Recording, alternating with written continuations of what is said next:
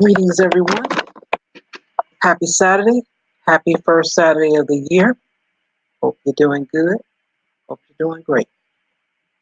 Welcome. Let me see who is in the chat room. Peace, Poetic Tales, Fitness Mom. We had Christine Williams come through earlier. At least I know now when you make a comment before the show starts, it disappears. But those that have the show, they can see the comment, but not the chat room. Okay. Just a little FYI in case you want to know. I learned something new. Hey, I spread the word. But glad to see you guys. Welcome, welcome, welcome.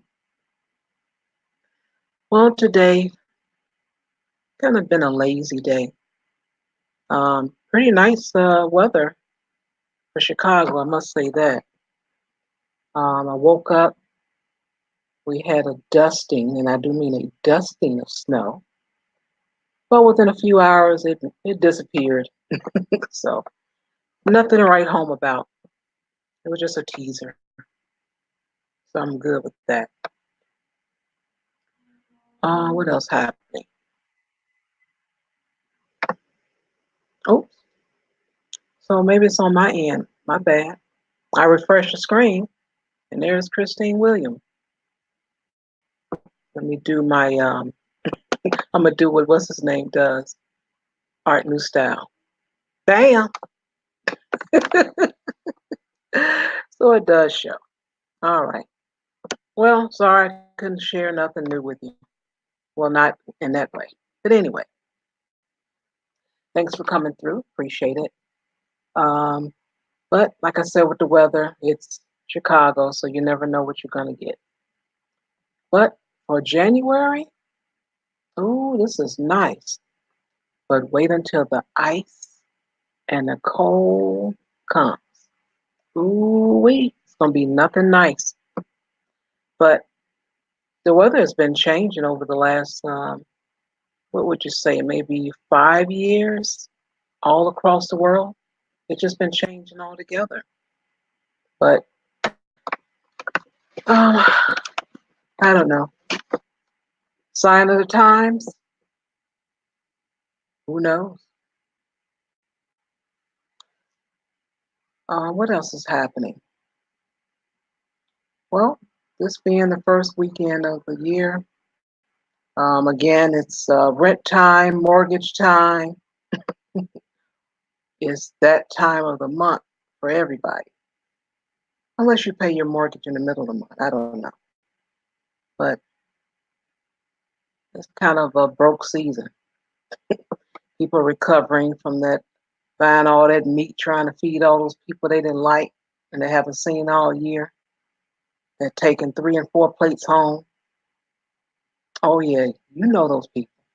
We call them family. Yeah, but it's we're costly trying to feed them and give people gifts and all of that. But most of them people forgot all about you already. In fact, they probably didn't even give you a gift. But it's all right. We're cool. Well, I'm glad you're enjoying the game. Fitness mom, I'm happy for you. No. I'm just not interested in sports like I used to be. Um, I don't know. It, be honest with you, ever since Michael Jordan retired, I just lost interest. Just something happened. I don't know what it was. It just seemed like all the games, basketball, football, just everything kind of changed. Baseball. But the Sox did win, what was it, about 4 years ago? Something like that. And they had a little league for the children and they won. And they took it back because this white guy said that some of the kids didn't live in the right district. So they took the championship back from the kids. Then they blamed it on a race thing. And then he says, well, I'm married to a black woman, so you can't blame it on that. And I heard a little bit more stir in the news, some disappointment, and nothing. I heard nothing else about it. So I don't know. Sometimes the game just doesn't seem fair anymore.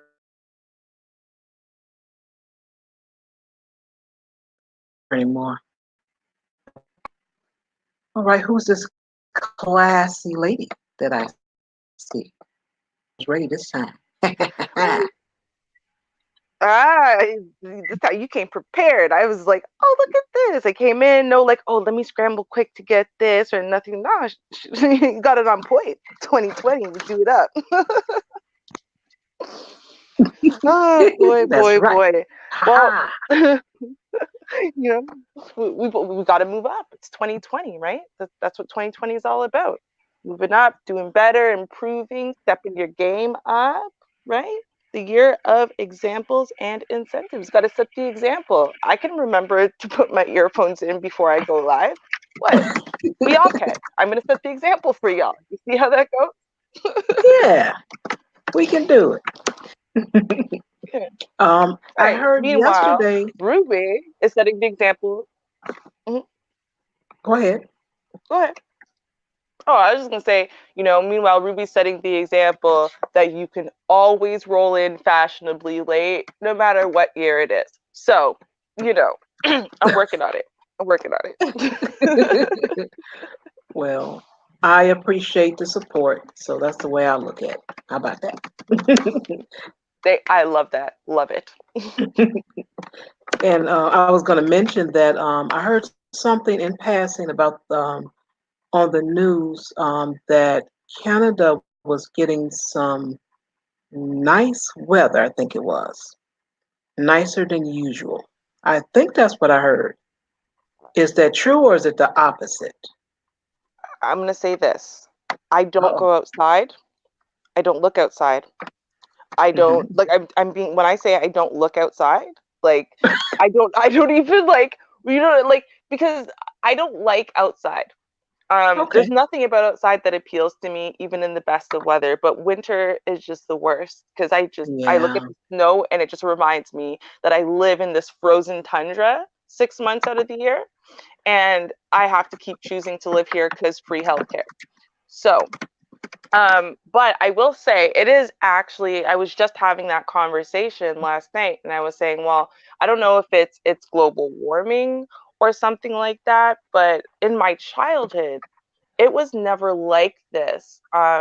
Like whereas even I'll say even up to like 10 and 12 years ago, I remember a Christmas and New Year's season where we literally weren't wearing our winter jackets because it was that warm out. Mm. Wandering around and I'm like, this is Christmas in Canada. It's normally at least under freezing. You could guarantee you'd have snow everywhere come Christmas Day, and now it's like you hope and pray maybe this year you'll get some snow. Um, the one time of year you want to see the stupid snow is on Christmas Day, right? Like you don't really want it the rest of the year. Um, but it has been warmer. Every time I leave the house, I haven't really Mm.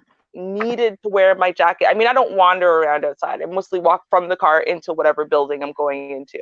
Um, but I haven't needed to wear my winter jacket because it's actually been not that cold for Canada. It's like if you're inside of your car and you've got your heat on a little bit, and you were to roll down the window, it would feel like you turned on the AC. Like instead of your nose is frozen and you might get frostbite if your skin's exposed for 5 minutes. And I'm telling you, that really does happen. Like we get cold weather alerts. Like do not let your skin be outside for longer than 3 minutes. You will get frostbite. You could die. And Oh. it's not, yeah, around this time too. Like February is the coldest month of the year.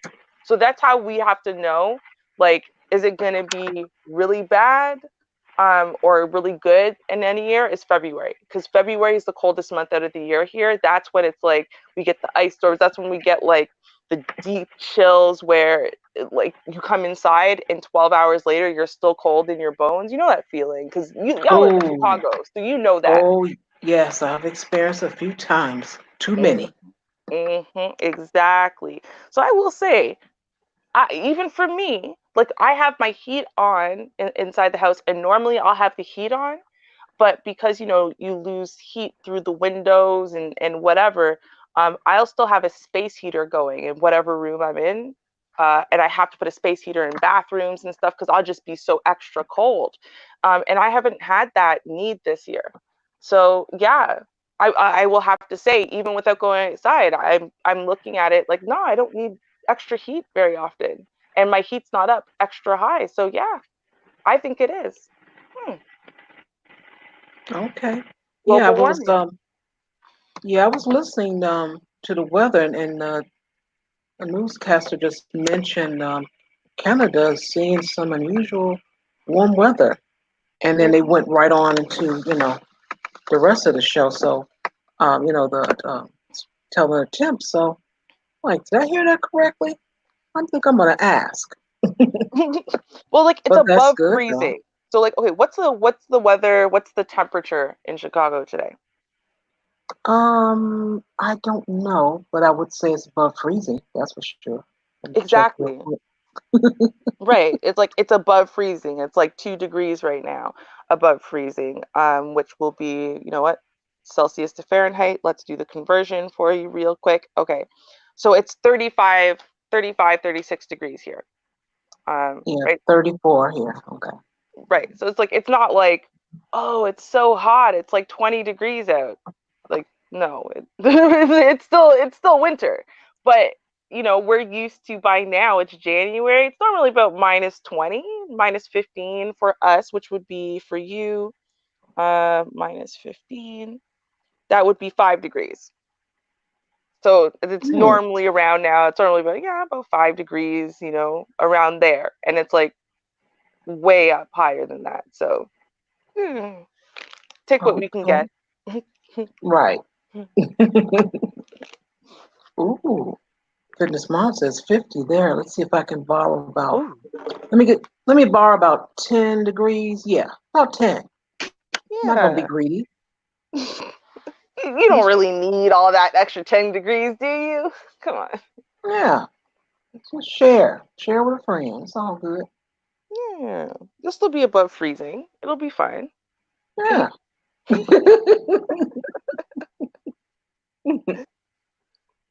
Well, I will let you go ahead and um, start a story.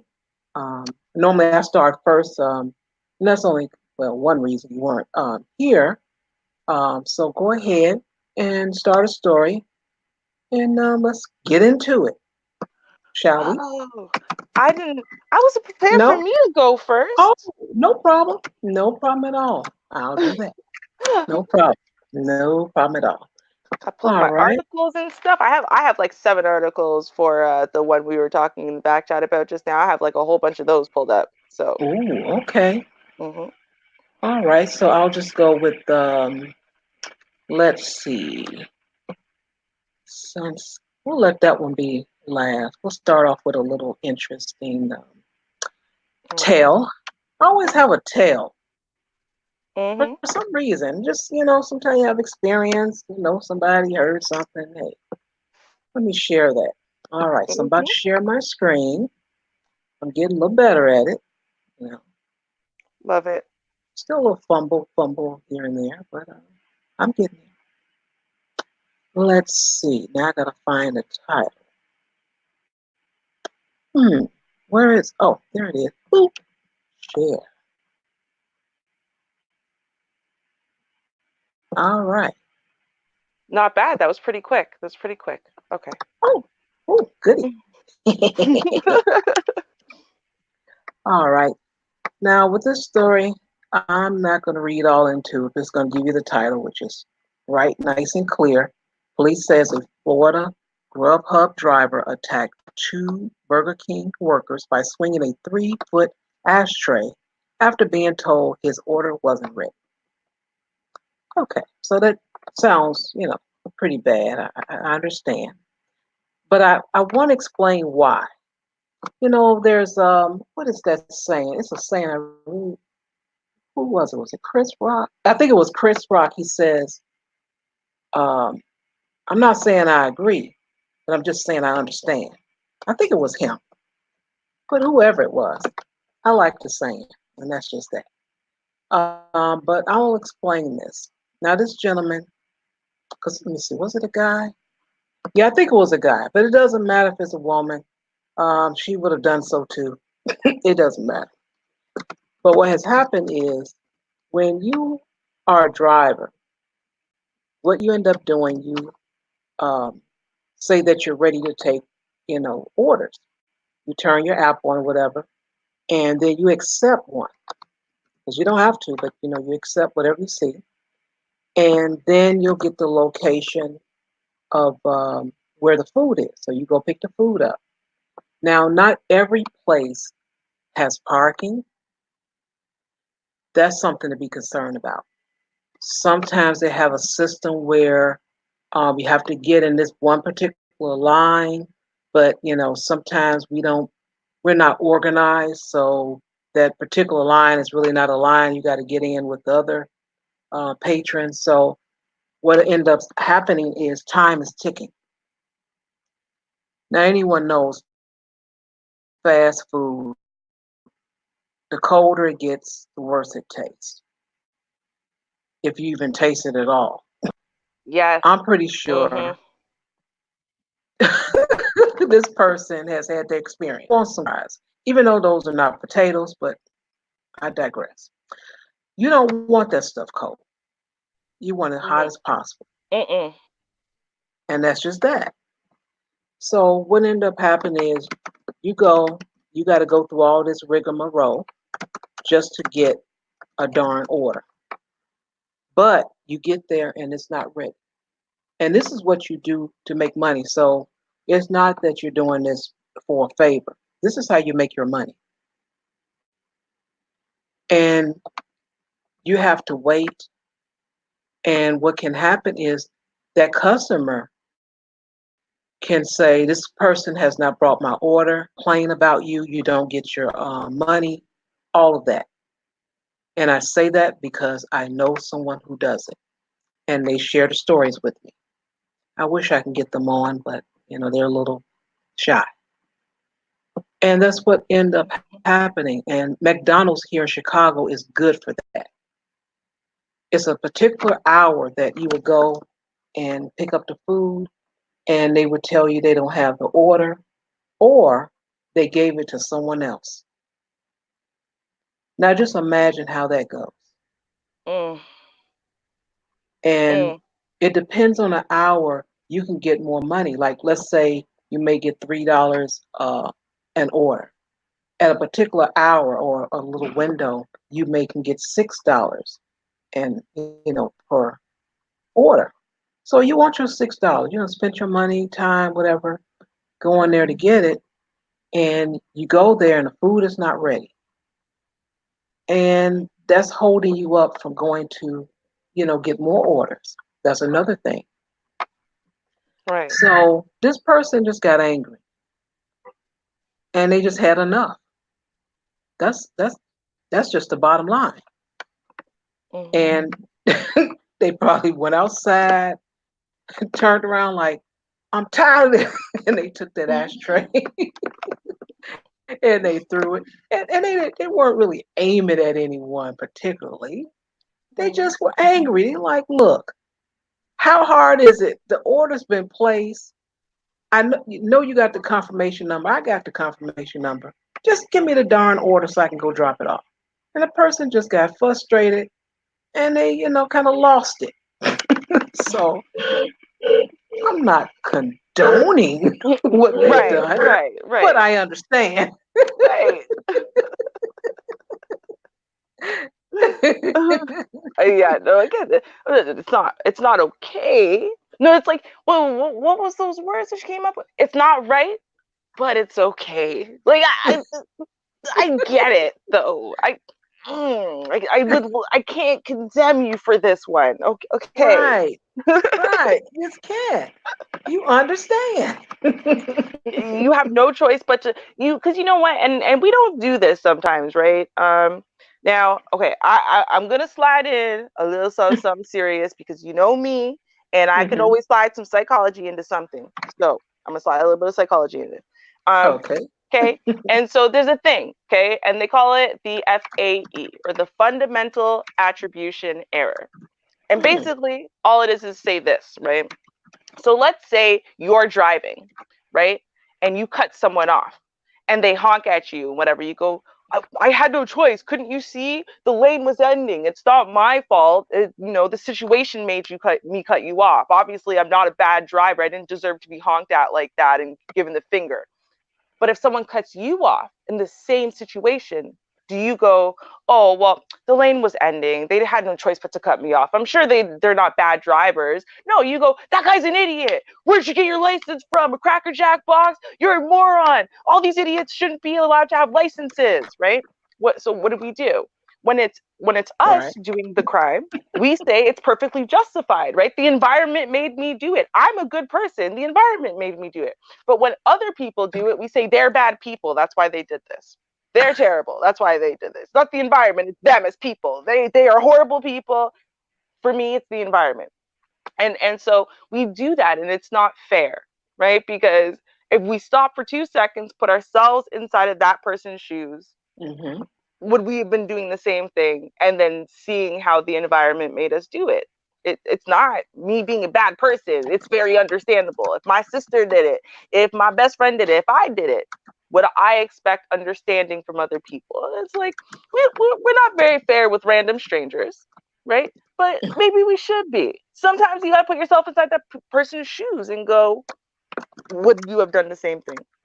Would you have been like, nope, nope, that's it. I lost it. I've had it. I'm telling you, when it comes to this ordering stuff and food, I can get mighty irate, mighty. And I know, and it's like, I won't, but I control it, right? Because I'm really scared of people spitting in my food and stuff like Oh. that. So I'm really scared of messing with these Uber delivery people or, the delivery people from the restaurant or the restaurants because I'm so scared somewhere along the line, someone's going to not like me and they're going to do something to my food because you hear reports of what these Uber drivers are doing. Oh, he put his junk inside of someone's food and just weird stuff that people are doing. Oh, this person never tips, so I'm going to do this. Or this person called me names last time, so I'm going to do this. People hold Mm-hmm. these grudges, and they think it's okay to play with people's food. So I'm always scared of that. But secretly, man, I will cuss up a storm. I will be so I've taken a pizza that I waited. They were an hour and a half late, and then it came and it was a gluten pizza, which means I can't eat it. And the toppings were Oh. wrong anyway, so I couldn't even just eat the toppings off of it. And I took the whole box and I threw it like a frisbee, just threw it at the wall. I was so mad that I couldn't eat this pizza that I had to wait over an hour and a half for. Now I'm gonna call these people, and then I'm thinking to myself, if I call them, they're gonna get mad at me, then they're gonna spit in my new pizza. Like, you don't understand the things that go through my head. So it just ruined my whole life, right? In that moment. And I just couldn't take it anymore. Like, you don't understand. I snapped. But Mm-hmm. it's food. And we have to understand like the food, the expectation, money. There's so many things that go into this. It's the same thing with the Popeyes chicken stuff. Like we try to demonize. I'm not saying that any of the Popeyes chicken line stuff is okay, right? But Mm-hmm. we try to demonize these people, but it's like I want you to think about it for a second. I want you to think that you sat there and in your head you're secretly plotting how you can cut in front of the line. You're tired of standing there, your legs hurt, whatever. But you've been in this line for 3 hours now, 4 hours. Maybe you started outside, you're finally inside the restaurant, right? You're irritable, everyone smells, some stupid kid won't stop crying. It's miserable. Right? You are miserable. But you've already committed to this stupid line. So you can't get out of it and you need to have that sandwich because everyone's tasted the sandwich but you. Okay, right? And then someone decides that they can walk into the store and just go stand at the front of the line. They don't even know nobody. They can just do that. And then you Mm. go, sir, the line starts back there. And he goes, make me. Ooh. Right? Now, again, right? Or if you're a woman does that, right? Because I'm trying to put it on par here. Mm-hmm. So, are you okay with that? Are you secret? Are you not? Now you might not react. You might try to do it, the logical way. You try to tell on them. I'm gonna tell the manager or someone, right? I'm gonna tell security on you, whatever. And let's say security does nothing. So now you know that your 6 hours of waiting, someone could literally just walk to the front of the line, create chaos in the system that you have been adhering to all this time, and they're gonna get their chicken sandwich and they haven't earned it. Can you not see yourself snapping? You see what I'm saying? Like, can you not see yourself? You know what I mean? It can Snapping and lose happen. your shit. Right. Like, it's Mhm. not that unreasonable for you in that scenario. I don't care what your race is. I don't care what the food is, whatever. It's just about, is that fair? Like, when you're already at your wits' end, you can't take another thing. And then someone's going to come and basically steal your spot. They're going to steal your chicken. And you know that they can run out of chicken, and you know that that person butting in line 6 people ahead of you might be the difference between you getting chicken or not. Can you take it? No, like you have to. Could you honestly, would you be like, I wouldn't care. I'd be like, oh, it's just a chicken sandwich. It doesn't matter. No, because you've already stood in line for 4 hours for that damn chicken sandwich. So no, you would not just be like, I don't care. Whatever happens by the time I get to the front of the line. If I get to the front of the line and it's been 7 hours and I don't get a chicken sandwich because the person in front of me got the last one, and I know that that person who cut in front of me got my chicken sandwich, I'll be fine with that. I won't care. There's always tomorrow that I can stand in line for 8 hours for a chicken sandwich. Would that really be your attitude? Would it? No. Thank you. Right? We gotta be fair sometimes. That's all I'm saying. We just gotta be fair. That's right. I like that. That was a good one. Why, thank you. Thank you. I've done some thinking about it. I've done some thinking. Obviously, I thought a little too deeply about this one, but yes. And that's all right. Mhm. Okay. All Oh right. boy. Let's see, what else do I have? Let's see. I realized I probably should have logged in on my laptop, so I could have. I don't know if I can actually share while I'm on my cell phone, to share like screens and stuff like that. Oh, Um, go ahead and get your laptop. Go ahead, do your thing. Let's find out. right? Okay, let's find out. I'm gonna do that. Give me just 1 second. Okay. Try to figure this out, because I don't know. I find it, especially if you're gonna like read an article, right? I mean, people appreciate being able to see something about it. Yeah.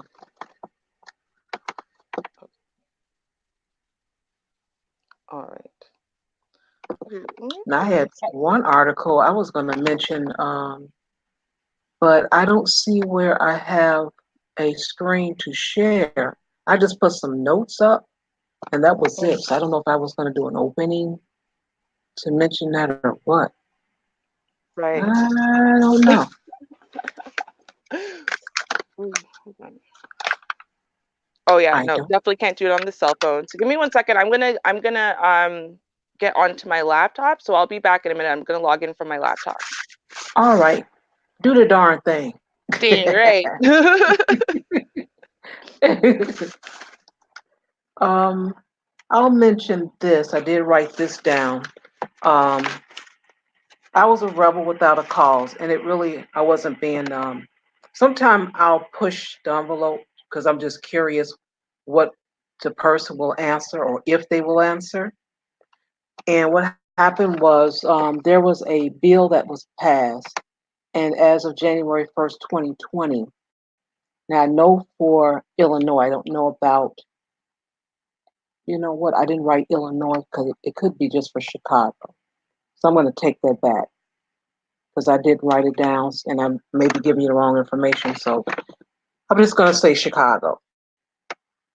Keep it safe. And the bill was passed that all single occupancy restrooms in public buildings have to be gender neutral. And I'm like, okay, so that's how the email I got at work started. And I'm like, okay, well, they told us that, all right. And then it goes on to say a couple of the bathrooms in our building will be affected by that. So what I was kind of confused on, I'm like, we're not a public building. You have to have an ID to get in. It's closed to the public. So Um, what do they mean by that? So I was just kind of curious. I said, you know what, they may have it doing that just because they may have, visitors and guests or whatever. So they gonna do that. And then my mind said, but wait a minute, it says public. It says public. So I'm like, well, I'm gonna ask because at the bottom of the email says if you had any questions, you can ask. So, you know, I was curious, so I asked HR, and he pretty much looked at me like a deer in headlights, and that was fine. I was just, like I said, I was just curious to see if what answer because again, the building is not public, and so I just wanted to throw that out there. I didn't get an answer. Um, Probably won't, Mhm.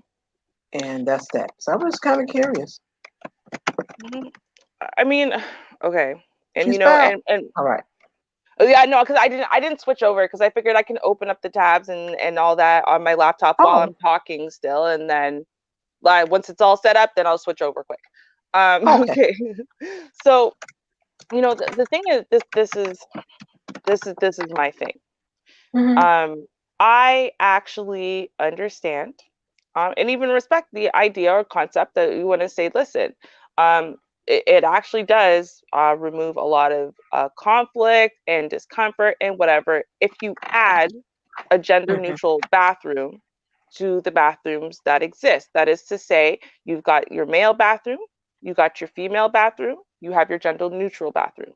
If we had Mhm. that third bathroom at all times, um, that might help clear up some discomforts for the people who apparently don't have a selected gender or a different gender or whatever. They don't have to pick male or female. They can go to gender neutral.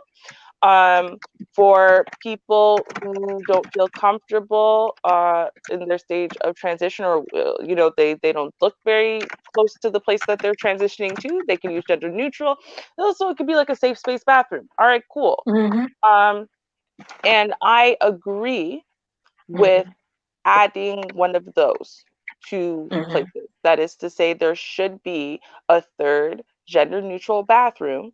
Um, because human beings have to use bathrooms. That's what happens. And so, to clear up all of the problems, all of the risk, all of the whatever, all of the issues, why not add this third bathroom? And then, that being Mhm. said, women who feel comfortable using gender neutral will use it. The men who feel more comfortable using gender neutral will use it. Whatever it is, people will go. Maybe like gay guys and their female friends will all go to the gender neutral bathroom together so they can talk while they're putting on their makeup together. Whatever it is. The Mhm. point is you get that third option bathroom. I think that will overall be a good thing. Um, but what we're gonna do is take away male or female bathrooms, then what you're doing or what they're doing is they're saying that I, as a woman, or him as a man, I don't have the right to feel safe and secure with other people. Like me, I don't. If I feel better going into a bathroom that's all women, I don't Mhm. have the right to do that. That to me is a problem. You know what I mean? I actually do understand and accept and really support the fact that people who Mhm. are on this weird gender non-binary whatever, fine, they have the right to feel and be safe. Mhm. But for me as a woman, I have a right to feel and be safe as well. And to me, I don't see how it's adding safety to me personally for me to Mhm. have to share bathrooms with men or everyone. It doesn't make sense to me that bathrooms would all be gender neutral. It feels really weird. It feels kind of uncomfortable. Um, I Mhm. don't I don't like all the things that it actually opens us up to. Because like when people talk about the risk of transsexuals being allowed in bathrooms means this is and this, no, I think that's bullshit. But when you're making a bathroom gender neutral, yes, you are literally saying that violent male predators could walk into a bathroom following a woman into that bathroom and it's totally normal because they're gender neutral now. Like, no, Yeah. there has to be safety. Everyone has to be able to be safe and secure. And making everything, oh well, now you there's no labels to make you feel uncomfortable, that there's no special label for you. No, no, these are bathrooms. Come on, just add a third one. Let's be done with it. Yeah, it was, I thought about it. Like I said, the fact that we're not a public building, and the fitness mom says, well, it isn't residential, so it's considered public. That may be the answer. May be the answer. But I thought that because they were saying, oh, we're changing this because of this. And I'm like,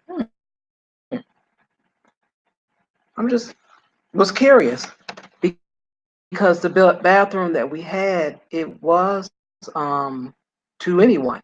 But I guess what the law is saying, dig into it. I did see a picture of the article that there were, and I guess, the word bathroom. So I'm like, oh, okay, well, that's interesting. And that was it. All right, so that is all I wanted to add. I threw that in there Hmm. while I was waiting for you to switch the computer, but you may go ahead and Okay, let me. did you have I'll switch up now. One okay, second. I'm gonna. Okay, I'll jump over onto my laptop then. One second. okay. Do do do do do do do. Or should I go jump? I don't know. I don't know which song I should hum. Don't hum at all. Okay, I'll do that too. Then I'll take requests. I have no problem with that. None whatsoever. Yes, I wrote that down. Let's see. And there's some things that's going on for it started for January 1st. And when I get a chance, I am going to pull a couple of those things because I am curious what will affect what. Um, and then for one of the channels I'm subscribed to, Cerulean Gray, he talks about different policies and laws and stuff. And so I'm looking forward to that information that he's going to give. Because last year he talked about it, let us know what was about to go on. They changed, and it was kind of, I like it, kind of slick in a way. They were raising the utility, but the way they written it, it appeared that it would not affect us. You just had to know how to read between the lines. I'm like, ugh, yeah, they always passing it to us. That's just it at the end of the day. You get a quarter more you have to pay towards your cell phone bill because it's taxed in there. Um, if you're renting, they're going to throw that in there. It's just going to find some kind of way to get to you to help pay for it. That's just the bottom line. Let's see. I had something else. What else did I have? Now, this one thing, I didn't have the article. I just wrote the notes down. And it's about DNA testing.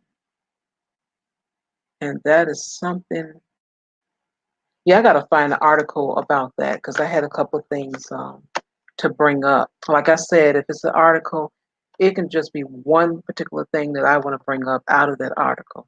So I'm going to have to find it because this was sometime like I think this first or second week in December. So I got to see how to even Google it.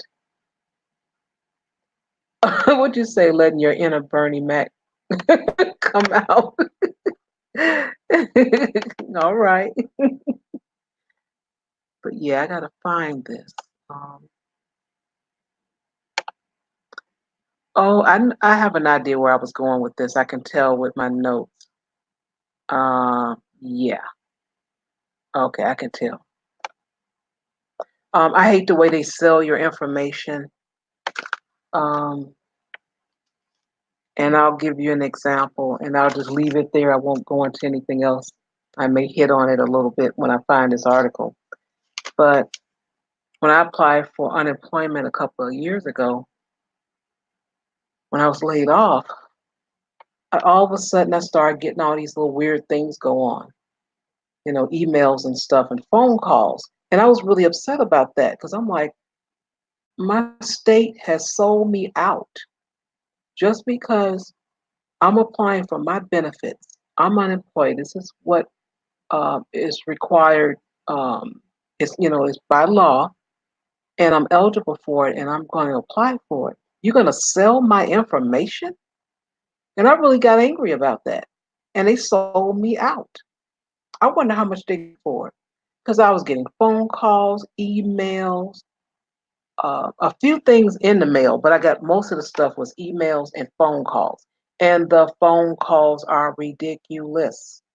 I tell you, they don't say your name because why? They don't have your name. Oh, girl, my bad because I'm on the other screen.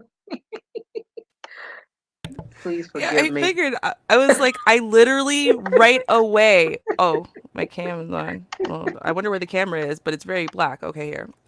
Yeah, no, but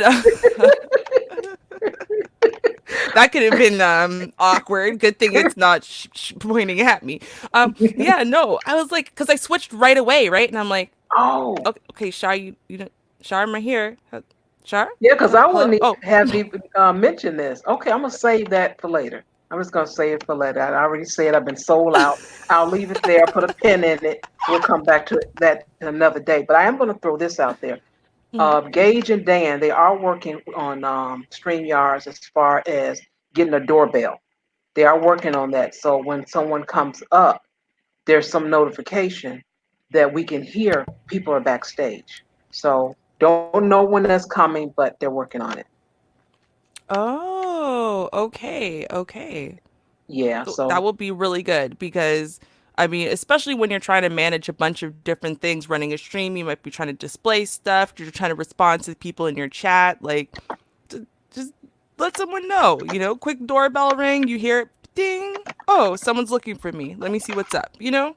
Yeah, I appreciate that. hey Okay. Gab, it's me. It's me. He knows what I'm talking about. I had teased him earlier. He didn't know it was me. Oh. Hey Gab, what's up? What's up? Hold on now. How do I figure out what do I okay. I've done this before. We've done this share thing, right? Okay, share screen. Okay, let me make sure Okay. I'm on the right tab. This tab is the one that says Toronto CTV News. Okay. Okay. So what while I'm trying to figure out what I'm supposed to be doing, shares okay, shares let me just click share screen. What happens now? Okay, there we go. Application window. No, Chrome tab. Oh, see, I knew it. I knew there was a way of doing this. Okay, I'm pretty sure it's this one. The Chrome Share. tab. Yeah. Let's find out. Is it showing the right? Oh yeah. All Okay, so it's right. showing this tab. Perfect. Okay. Okay. Now, the reason why I'm sharing this, and as I told y'all yesterday, you show up, you're gonna find out some of Ruby's business. Okay. Because on New Year's Day, it's funny, from a few weeks ago, really, I've been following this story since around here, December 10th. Actually, a little bit before that. Now, and the reason why I was is because it's close by. It's kind of close to my house. This shooting murder happened where my godmother basically was my whole childhood. So I played at that building a lot, and it's in Mississauga. I'm like, oh, okay, I'm gonna follow the murder. Hmm. And so I will start here. So, two people have been charged with first-degree murder after what police are calling a targeted and premeditated shooting outside a Mississauga condo building. Now, I'm going to explain that this is a story that happened over days. And it goes to show you if someone really wants to hurt you, they're really going to hurt you. So you can look at this. It says an investigation led police to a drive-by shooting that occurred on Highway 401 near Highway 427. These are major highways. So it's like your I-95 or whatever. It's a major highway. Ottaway said that Ibrahim, that's the guy who was shot and killed, left a business in Mississauga with a friend and was traveling eastbound on the highway when a dark colored SUV pulled up beside the vehicle. An occupant in that SUV started to shoot at the car. Neither Ibrahim nor his friend were struck by the gunfire, police said. Then on December 4th, just a couple days later, investigators executed numerous search warrants at residences in Brampton and Mississauga and took a 24-year-old man in custody. Brandon Drake Simon in Mississauga has been charged with first-degree murder in connection with the incident. Okay, so what happened is, 2 days after this incident, right? So 2 days after they were on this highway, they were in front of this building, and that same SUV pulled up. The guy was inside the car, and someone walked up to the car, shot him, killed him dead, and then they fled the scene. So this was, there was clearly a target on his head. Now, I can't say that I know this guy. And to be honest with you, for what I will reveal in a second, you'll see why it is that I am not going to put with too much extra on here. But see, now what happened is from here. So two people were arrested. Originally, the two people were arrested. They arrested a third person, and the reason why they did is during this investigation, they said the exact same vehicle used for the first two shootings was also used during an armed robbery at 1:40 a.m. on October 9th at an adult entertainment club, i.e. strip club, on Invader Crescent in Mississauga. According to Ottaway, a woman was robbed of her money and property. Shots were fired, but no one was struck by the gunfire. So on December 4th, now this is the interesting part. I want to point this out. Because Christmas happened, right? December 25th. I read this information on January 1st. Okay? January 1st. This December 4th, right? This is all happening. A 38-year-old man from Brampton was taken into custody on December 4th in connection with the third incident. Jason Williams has been charged with robbery and firearm-related offenses. During his arrest, police said that officers found a loaded 9mm handgun. I would like to point out for the record, in case y'all don't know, that there is no such thing as, oh, well, someone has a permit for a gun. There are no permits for guns here, okay? Everyone who has a gun has one illegally and is using it illegally. Now, I'm going to point out the first thing. Jason Williams. So when I read the story and I saw Jason Williams, 38, from Brampton, I said, that's weird. I have a cousin, and his name is Jason Williams, and he's 38 from Brampton. Let me just Google and see if I can find a picture of the man. Let me see if I can find a picture of this man to see if it's my cousin. And I Googled his name, and I didn't see a picture of him. This is the picture I saw. And I'm going to scroll down now, right? We're getting all out here. During his arrest, right? So investigators are also searching for Justin Malcolm, 34, Brampton, in the shooting on Invader Crescent. He is wanted for robbery and firearm-related offenses. He's considered armed and dangerous, and we ask that if anyone knows him or his whereabouts, to not approach him and call 911. See this kid? Justin Malcolm. That is the younger brother of Jason Williams. I know this because that is my cousin. That is my first cousin. That is my cousin. We were brought up like brother and sister. Okay, like he was literally at my house every other weekend, all throughout. Like we're a year apart, right? He was born in July, I'm born in August, a year apart, right? So he's 34, I'm 35. Up until the point where we were in high school, and then our lives kind of diverged because my parents moved me out of the hood when I was 2, 3, and he stayed in the hood. So that's a big difference. The second big difference had to do with what happened in the hood. It went from being just like, it was more poverty. Used to be more poverty. Used to be just, it was a harder life there, but it wasn't that bad. But a lot of crime started happening. A lot of gangs and gang-like activities started happening. People wanting to do illegal things to try to make a buck, right? And you had a lot of single mothers. Who were trying their best, but they're working 2 or 3 jobs trying to keep a roof over their kids' heads and trying to keep them fed, and who's watching them. Right. And I wanted to bring this up because we're reading the story. And I wanted to bring it up because a lot of times where you see these stories and you go, well, what does it mean? I mean, what brings people to be the way that they are? And can we blame the father, or can we blame the mother, or can we blame their environment in some way? And I can talk about this one because I know. And I want to talk about absentee parents, specifically absentee fathers. Because in this case, this father, these children are half brothers. Now, my older cousin, Jason, I didn't even know he was my cousin until I was, think, 13, 14.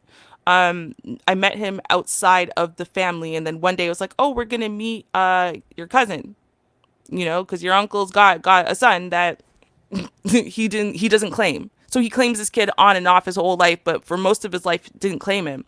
One day he shows up, oh, this is your cousin. Oh, I know you. I didn't know we were related. Oh. And that was the thing. The older one, so not this one, the older one never had the privilege of having a father who even claimed him. And his father would go from one moment, pretend like, acting like a dad for 2 seconds, and then the next, cussing him out and saying, yeah, see, that's how I know you're not my kid and whatever. Now this one he claimed, but that didn't account for much, because this man is the most ain't shit, no count father ever. Like, he has money. He will have money. He will have resources. He will have time. He just won't invest any of those things into his kid. He will sit there and bring you out and buy you a winter jacket that, has some sports team on it that you really like. And he thinks, okay, good, I did my fatherly duty for the year. I'm being serious. Most of the times that my uncle saw these kids when they were younger was at my house, because my mom made an effort to try to give them family on our side. So they would be over at my house a lot, and my uncle would come by unrelated to wanting to see his kids, and they would happen to be there. This is a true fact. This is a true story. Now, this one, he was acting up. He was acting out. He's a smart kid. Oh my gosh, Shar. When I say he was a smart kid. Like, we were diabolical when we were younger. Like, he was trying to hack the internet back when we just had that DOS system, whatever. It's like not even like really, there's not really a thing. He was trying to hack stuff and whatever. He would see it on TV and see if he could try to replicate it and whatever. One time we wanted something and my mom said no. I mean, this should have been an indicator already of where his mind was going. But one time my mom said no, and we wanted money to buy that thing. I don't remember what it was. Couldn't have been that important.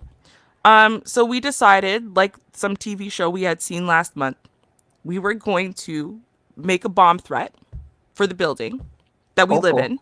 Yeah.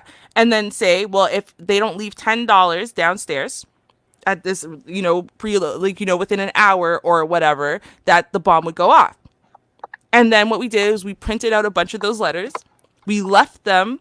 We set it all up. We put a letter in front of everyone's doors. And then once the whole hallway was set up, we did the Nicky 9 doors thing and knocked on everyone's doors and ran, right?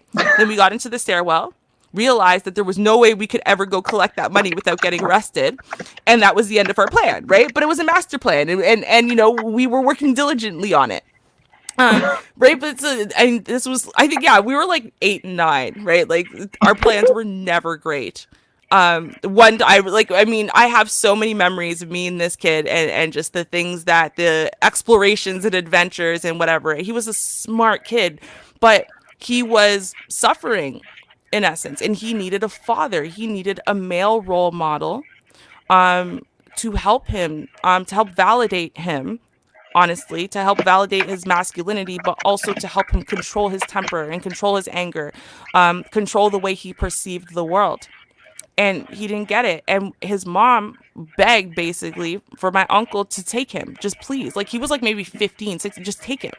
Just take him and help lead him, because he's failing out of school. I don't know what to do. And we're really close to the age where he doesn't have to choose an education. Like, he has the right to choose not to have an education. I want our kid to have an education. Please take him. My uncle didn't have him for more than a year, not even a whole school year. And he wasn't watching him. So even though they lived inside the same house, my cousin was basically running wild and rampant. And it was kind of like one of those, well, if he's going to pull an attitude, then you're just going to kick him out. Like, you're not going to try to talk to him. You're not going to try to show him nothing. You're just going to kick him out. just gonna, well, no, I can't deal with your kid, come and get him. Well, he's yours too, you know. And so this is the kind of attitude he grew up with, the kind of Mm, rejection he got. So you know what he did? He went and found a father in the streets. That's what yeah, he did. He's been in and out of jail. This one's been in and out of jail so much. I mean, federal, regular time, you know, so much that honestly, I'm pretty sure he spent more of his adult life in prison than out. He has several yeah. children, several. Mm, I think it's four now because the mother of his child is pregnant now, and we thought he was on a good page. Thought he was on a good page. Thought he was going down a good path. He had figured some stuff out. Now he's been out of jail for a bit. You know, he's got a new baby on the way, and now this, and this robbery that he did, right? Because it's not saying he's connected to the murder. His brother was arrested in connection with the murder, but it's not saying he's necessarily connected to the murder. But you know how uh-huh. these things go. You know how Yeah, these things go. So it's a good chance he might get connected to that, right? And now his four children, one of whom's a teenager, you know, the youngest not quite born yet, are going to grow up without a father because he grew up without a father, mm, right? The older brother, he's not a criminal like that. Like, you know, he doesn't have that criminal activity in his past. He was lucky that his mom, I mean, his mom still kind of had him in the hood, but it was a different one, different area, a slightly nicer area, I will say.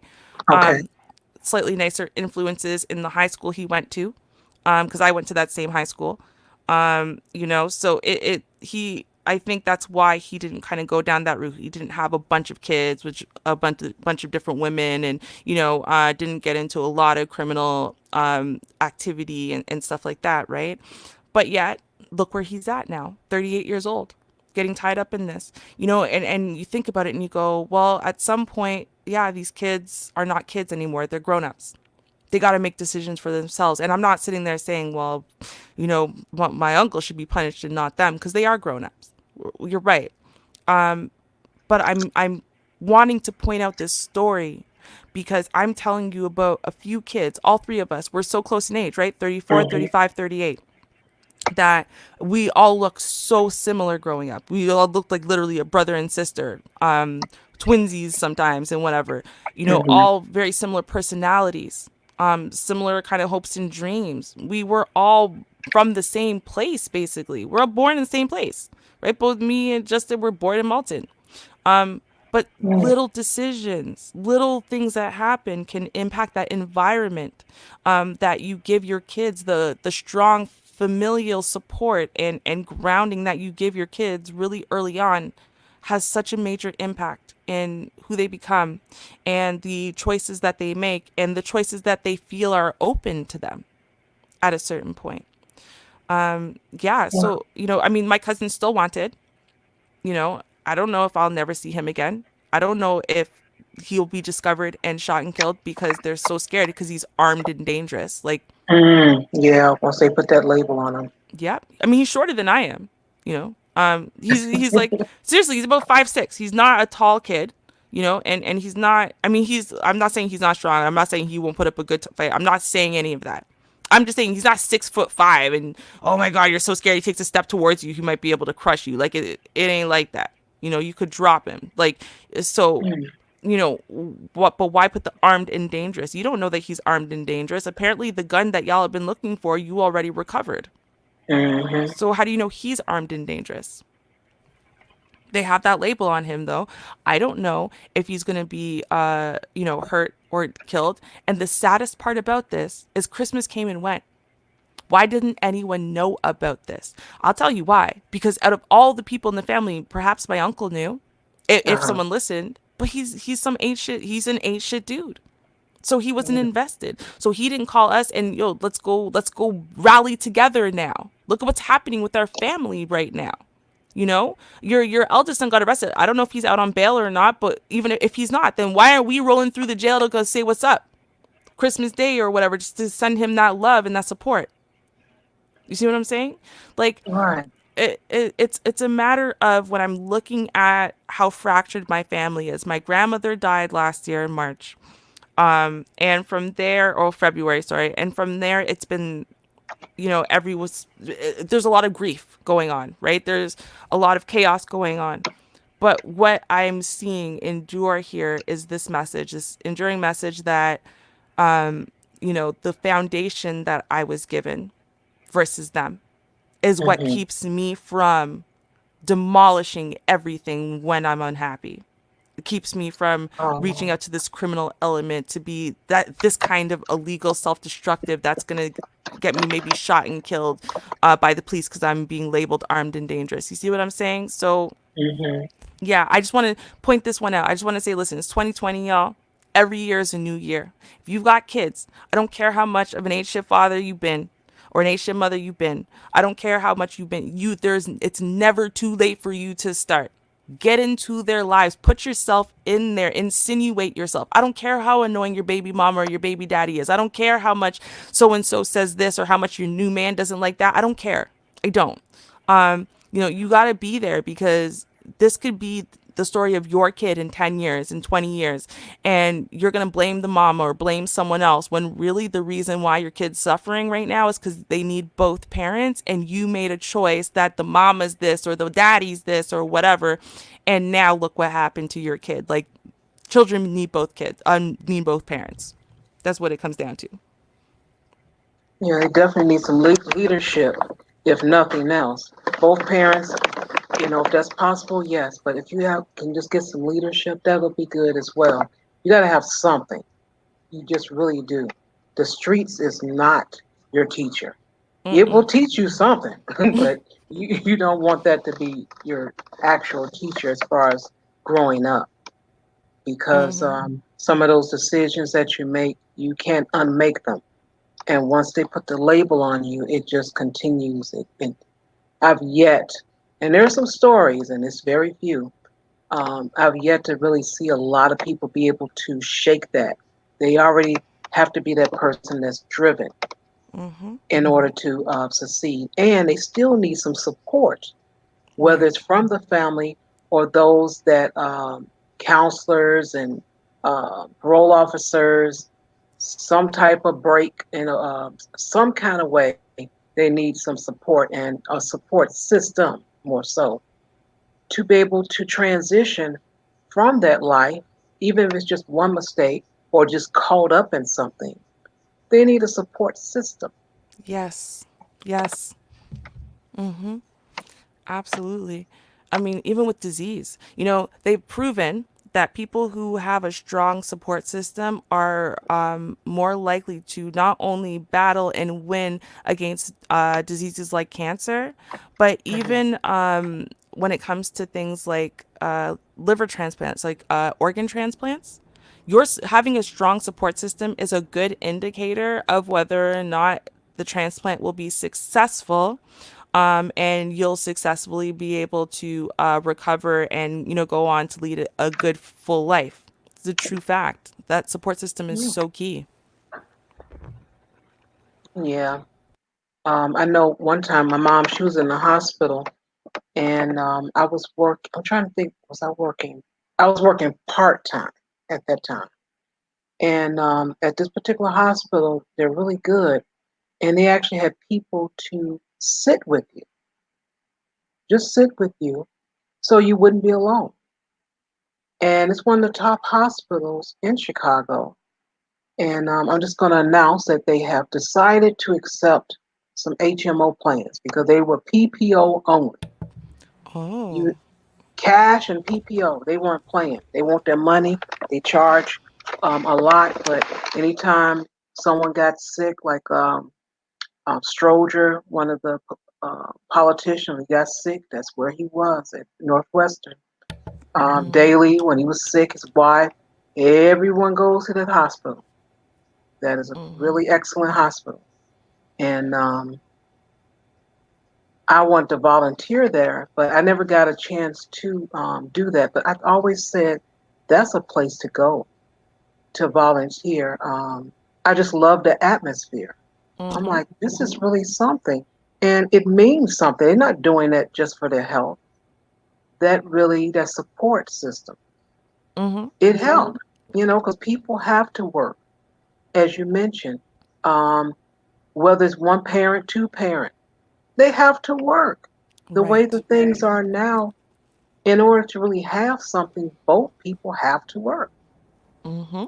When I was growing up, I looked at the family structure. I'm like, my dad worked and my mom didn't have to. I'm like, when I grow up, I want to do that too.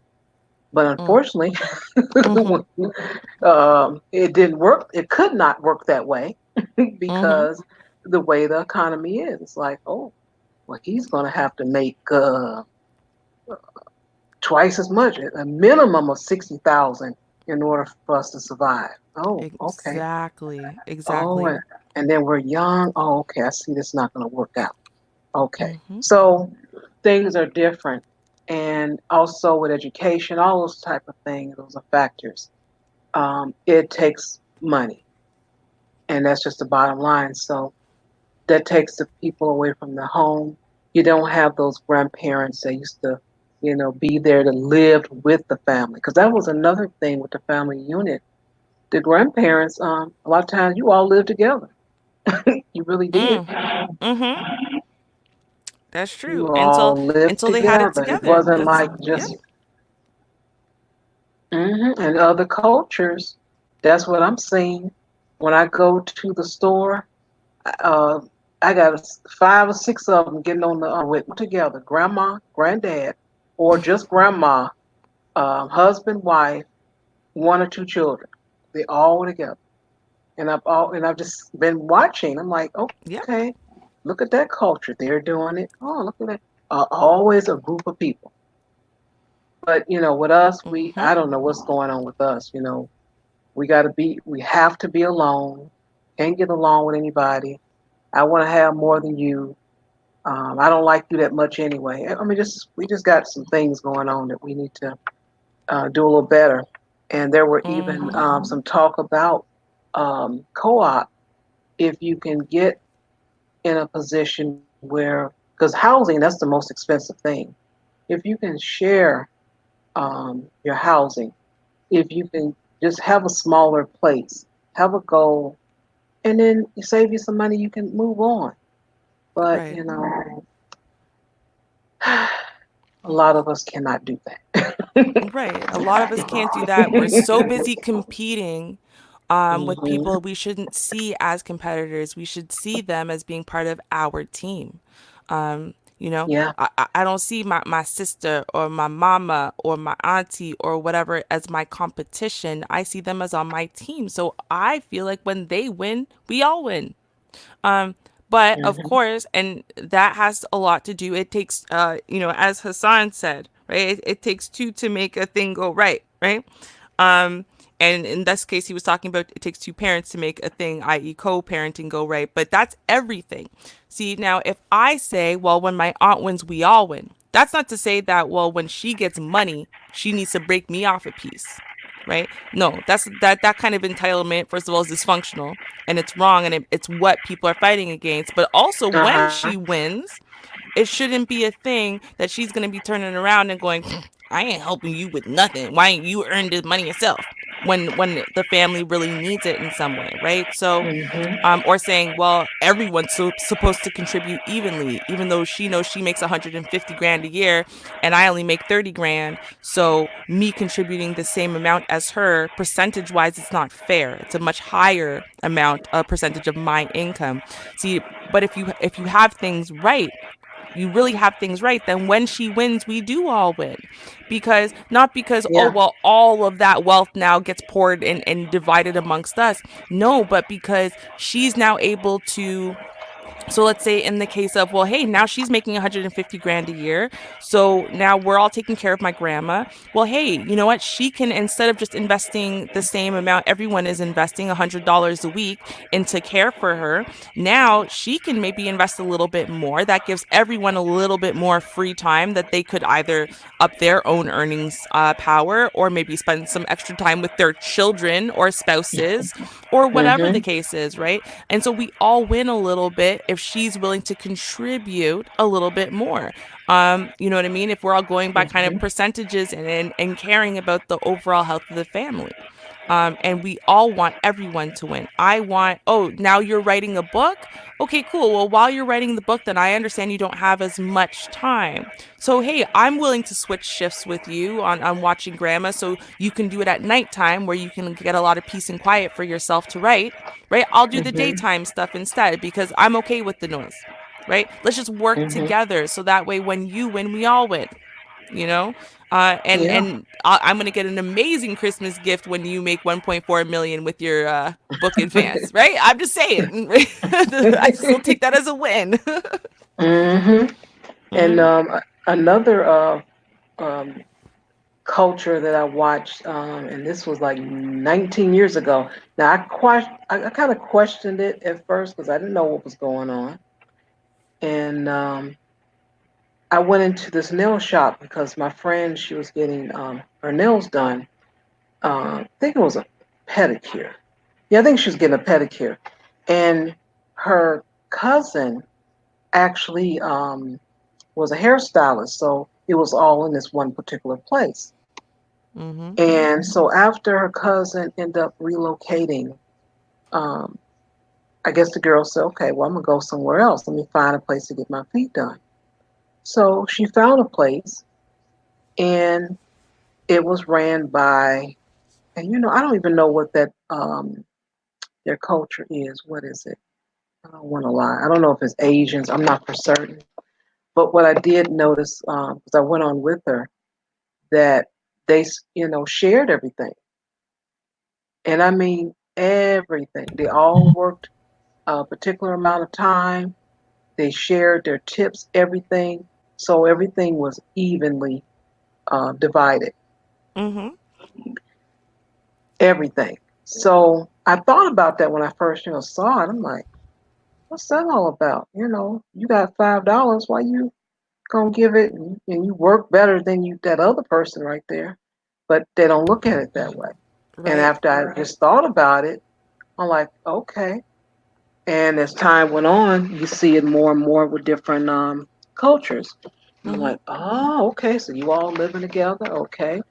And just I'll give an example with Dunkin' Donuts. I remember this little particular location. This guy, I think he was in his 20s. I'm in my 30s, and as time went on, decade after decade, I'm watching him. He's a manager and got his degree. Got him a wife, family. They got a car, and you know, not to be funny, it ain't no American car. I'm like, okay, and they all work together. That's what it was all about. They had to go. They Hmm. went to school. The older people were there, the parents or whatever.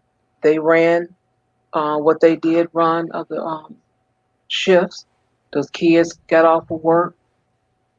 They worked. I mean, got out of school. They worked for a little while. Then they went home and do their homework, and they just did that year after year until they built what they needed to build. Now, I'm not saying that they did that all on their own because Hmm. there were some grants and all that kind of stuff. So I know about all that politics that they do get different things that, for that business. So I'm not dismissing that, but I'm just saying as a family, Hmm. they still work together. Right. Right. I can't, how are we gonna do it? Oh, you got a pair. I want a pair of Jordans too. I want that new kind and that new pair, and you got this one already.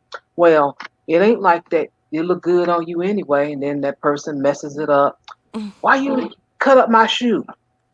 And just, Hmm. we just, with the competition, as you said, and we just got to get over some things, and I Well, don't know when we're gonna be able to do that.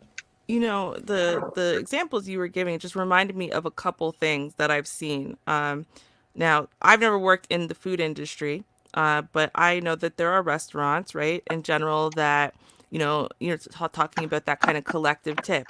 All tips for the day are put into one giant jar, and then it is distributed evenly. When I say Hmm. evenly, not amongst just the wait staff, but the busboys, the chefs, everyone who was responsible in some part of tonight, because so, you think about it.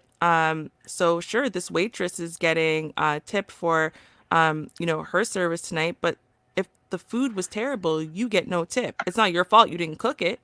But people are tipping for their overall experience, right? It's not just because they like your pretty smile. Mm-hmm. So, now if the chefs are also getting tips and the busboys are also getting tips, as everyone is getting tips, then everyone knows that if they're at their 100%, if they made sure that they cleaned up those tables extra quick, polished them up so that way the table was smooth, no stickiness, no little pieces of food anywhere. If the chefs know they're gonna work really hard, keep everything on point, they're gonna make the overall experience of the waitresses and waiters running around more positive. They're gonna be in a better Right. mood overall and feel more confident. Their overall, then the overall experience of these customers is going to be higher. The tips are going to be higher. Everyone's going to make more money. So it's in everyone's vested interest to do their part, whether it's small or large, directly with the customers or indirect, or with the food, or just with the tables even. And it's in everyone's interest for them to work as hard as they can. Mm-hmm. Right. And so that is another concept of this. And another way is, so when I used to work at salons, right, as an assistant, so the assistants are very rarely tipped directly by the customer, right? I mean, sometimes the customer will come by and give you a toonie or something because they really like the way you wash their hair. But overall, most of the time, stylists have to tip us as assistants if they care, Uh-huh. if they want to. Now, if I know, for example, like I loved working with Jazz, right? I loved when Jazzy called me and said, "Okay, I'm the one who's going to be her assistant for the day," because she tips well. If she gets a $40 tip, you're getting like $5, right? And you're like, "Yes, Oh. all I did was wash some hair or whatever." Or she'll tip you 50% if you're the one who did her color that day for her, right? She mixed the color, but you're the one who applied it, made sure it didn't get all over this chick's skin, made sure it was even on her hair and whatever. She'll tip you like 50% of it. But it makes you want to work harder. It makes you want to do it quickly, do it right, be on your hustle, be on your game. Oh, customer wants coffee, no problem. I'll run to the coffee place and come back and get it, right? It makes you want to do that because you know that your service is going to be valued and rewarded. You're not just going to get minimum wage plus, I don't know, the occasional toonie tip when someone thinks of you, right? Mm-hmm. It's that same idea. We don't work in a vacuum. We don't work in a bubble. We're not successful on our own without the help or influence or input of others. And yes, all of these people who, sure, it might be your idea, it might be your concept, you might be putting in the most work, so on and so forth. But without all of the contributions of so many other people, that thing couldn't have worked. And without other people believing in you, without people sometimes being willing to sacrifice time and energy, even if you paid them for something, how much extra effort they wanted to put in just because, they like you or whatever it is. All of those things are valuable. And I don't think that we look at it and we see the bigger picture. This individualism kind of culture isn't seeing the big picture and isn't understanding how you will build 10 times faster and be 10 times better, I think, overall, by seeing yourself as part of a system, as part of a community that's either going to be successful or fail based on everyone's contributions, including yours. You actually can say we Hmm. because you put in a lot of effort as well to make that go very well. Right. And Exactly. right, you take more pride in your work. You're getting, um, a decent reward. That's Mm-hmm. wonderful. Of Mm-hmm. course, you're going to have your people that's going to, you know, shuffle their feet, but you can correct them and let them know, hey, I need you to do that. Hey, grab that broom. Just don't sit around. Hey, grab that broom. Right. You know. Right. Yeah. That idea. And see, this is the thing. You're supposed to be shaping. So kids were shaped like this, right? So at first they would want to sit around as much as possible, and you make them work, right? You make them grab that Right. broom. You make them grab that sponge. You make them notice this. You make them notice that. But you're doing that to break them out of that laziness concept before it even starts. So that way, when they're adults, they'll do that naturally. They'll go, oh, well, there's a little dirt there. I could just get rid of that dirt. Why wait until later when it can be done now? And you Mm-hmm. know what? That one splotch of dirt or whatever it is on the floor, you make that go away. The place looks 10 times cleaner now, and just overall, it changes the air a little bit, changes the mood a little bit. If there's customers involved, it makes customers come in and go, man, this place is just that little bit cleaner, that little bit nicer, whatever it is, right? Like every little contribution helps, and every little bit goes towards how polished, how together, how happy, how successful, how smooth and easy it is. Mm-hmm. And I think that, again, we're not realizing that the smallest person in this chain is just as relevant as the biggest one, and none of it can work without all of them. Yeah. And I Hmm. wish more of us would do so. I really would. Right. Me too. Me too. Hope it's something we figure out. Because I see people talk about collectivism versus individualism all the time, and what they do is anytime there's anything remotely dysfunctional, they go, "See, that's what your collectivism's getting you." Like, wait, what? No, that had nothing to do with collective. That has nothing to do with community. What are you talking about? If you actually look at it for 5 seconds, you can clearly see that this is an example of individualism coming in and destroying everything. But no, you want to believe so badly that it's okay for you to be selfish, self centered, only think about yourself, and think about yourself as an island because you're going to get yours and you don't care if who you step on your way to get there because, quote unquote, everyone's like that, right? Mm-hmm. So you want to justify that kind of behavior while you sit there not achieving anything you want to achieve. So Yeah. it's obviously not working out that well, is it? Maybe try. Maybe it's time to try something different. That's all I'm saying. Maybe what we need to do is look at communities that have the fastest growing rate of mega billionaires in the world and look at what kind of cultures they come from. Because we're talking about Asian countries, i.e., China. Fastest growing rate of multi mega billionaires, individual human beings who are mega billionaires. Where is that coming from? China. Is China individualism or collectivism? Hmm. Mm. There's your That's what I'm answer. saying, right? When we talk about these kids who somehow or another they learn, like they learn obviously English, whatever their language is, maybe a third language. They can play 3 different instruments like they're damn Mozart before they're 12. Plus sports, plus this, plus that. Who are we talking about? We're talking about these little Japanese kids, these Korean kids, these Chinese kids. Even India, Pakistan. We're talking about collectivist cultures. We might look at them, we might sneer, we might be like, well, it's not fair. Yeah, but they have all these other benefits. But you know what? I'm convinced that there's a lot of these benefits you could hand us, and we would find a way to destroy them because it would all be about me getting mine and then me being able to get more of mine and then maybe I can maybe even get some of yours because it's all about me and mine. And see, that's the problem. They're not looking at it like that. They're looking at how can we build, how can we grow, how can we establish, how can we thrive. um these kids look at each other and they don't want to step on everyone else so they can be at top of the class. They don't even really want to be at the top of the class. They want the whole class to be at the top of the class. And like they Right. don't want that they got 100 and everyone else got 75 because they feel like failures. Because if they understood the material that well, then they should have been taking that understanding and using it to help everyone else come up and also be at 100% understanding, right? So, and Yeah. that's really how they feel about it. They don't care what, like in testing situations where we're like, well, we're hiding our paper. You can't cheat off of me, you loser. I'm going to beat you. How dare you? They'll sit there and openly tell you the answer. Like, I had a teacher and she was sharing this experience and it just blew her mind because it happened so frequently that, you had to try to break the kids out of this idea that no, this is a test. I can't test you to understand your knowledge and your skills if as soon as someone doesn't know an answer, they turn to you, you give them the answer. I need to know if they know the answer. But that's the way they were. Well, if someone didn't know the answer, they're trying to figure out how do you solve this?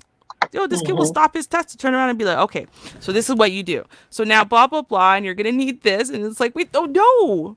They're not sitting there hiding their papers. If they see you're trying to look at the paper, yo, they'll turn it so you can see better. Is this better for you? Yeah? Okay, you got it? Copy it. Don't worry about it. Right? Because they understand that they are only as good as their lowest or weakest link. They understand that. They understand that their class is only as good as the lowest person, the lowest score. That's only as, so therefore they want the lowest score to be perfect, just like the highest score. That's it. Love it. Mm-hmm. Mm-hmm. Well, with great conversation, time moves and it moves fast. Oh And my gosh. We didn't talk and that's about the girl again. yeah, well, it's okay. What did I say? If it's good to talk about, it'll be good to talk about it next time. So True, true, true, true. Mm-hmm. yeah, so we'll get a chance to speak about it. I got a list of stuff anyway, so it's cool. All It's all right. good and dandy. Mm-hmm. And so now streaming twice a week. Um, hey, that Friday and Saturday, we'll be able to cover it, and hopefully, get some more people to join in, have a conversation. Mm-hmm. But until then, I want to thank everyone for tuning in. I appreciate you guys. Thank you for sharing your first Saturday with us. Hope you enjoyed your hour and a half with us. You could have been doing anything else, but you Mm-hmm. came and you watched and you liked and you shared, and I appreciate it. I as well appreciate it. And I will just say that I believe January 2020, someone is gonna break the ice. They're gonna go, you know what? All right. Let me just try a Saturday. I'm just gonna try a Saturday real quick. Let me see how it goes. I believe in you guys. You're gonna come up here next week. All right, got it. Okay, we got this. Well, definitely, I'm going to say February because I'll be having on the Friday night. I'll continue to have one male guest, but I'm going to do it monthly, and as it grow, and then it'll turn into weekly. So it's baby steps. It's all right, but Mm-hmm. it will be something to look forward to. So again, everyone, thank you for coming, tuning in, liking, sharing, subscribing. I appreciate your support and hope to see you next week. Yes, likewise. And cheers, y'all. Mwah. Peace. All right, later. Later.